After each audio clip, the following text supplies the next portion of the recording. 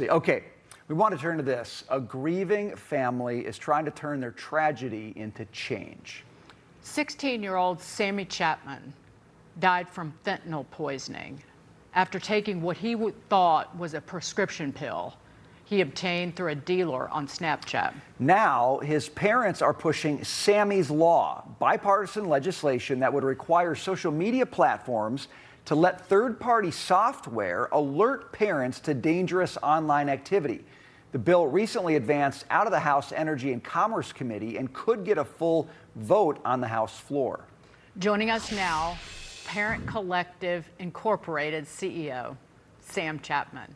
Sam, first, our hearts break for your loss, and it never goes away. We understand that. But tell us about your work with these politicians to advance this bill, and if you think it will be able to become law. Well, not that many bills become law, so they're all an uphill battle. And really, when it gets down to it, the sort of campaign contributions control how some of these votes go. And we're up against the biggest, richest companies in the world, bigger than some countries. And they dropped $50 million last year fighting online harm legislation to keep children safe. So we just have parents and parent power, but there are more and more being created of us every year because of all the online harms and the death that's being caused on social media from things like fentanyl poisoning, like what happened to Sammy. Yeah.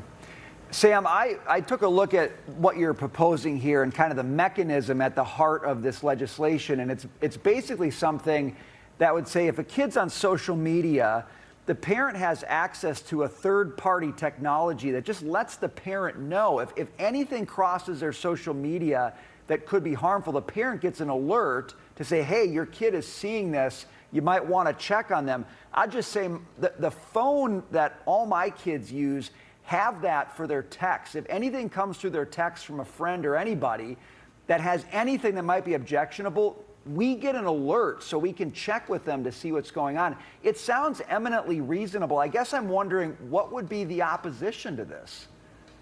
Well, these companies report the number of users and the user engagement to Wall Street every quarter, and if that number goes down, then their stock price goes down. So they're doing everything they can to keep users on their platforms and as many users as possible. So they're addicting the children to the platform. They're doing this doom scrolling with algorithms that feed adult content to children and harmful content. And so, we need what you have for your texts and your emails to be present on social media and gaming platforms, which are dangerous, where they're grooming children, and there's CSAM, sexually oriented material about children.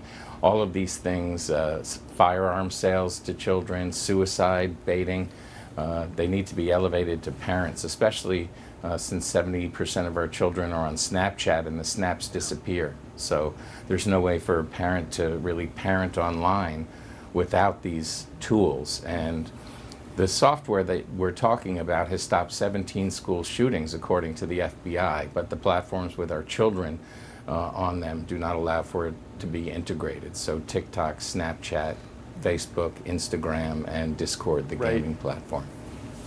Sam Chapman, please come back. We would love to keep talking about this and see you again, sir. Blessings. Thank you. Thanks very much. Thank you.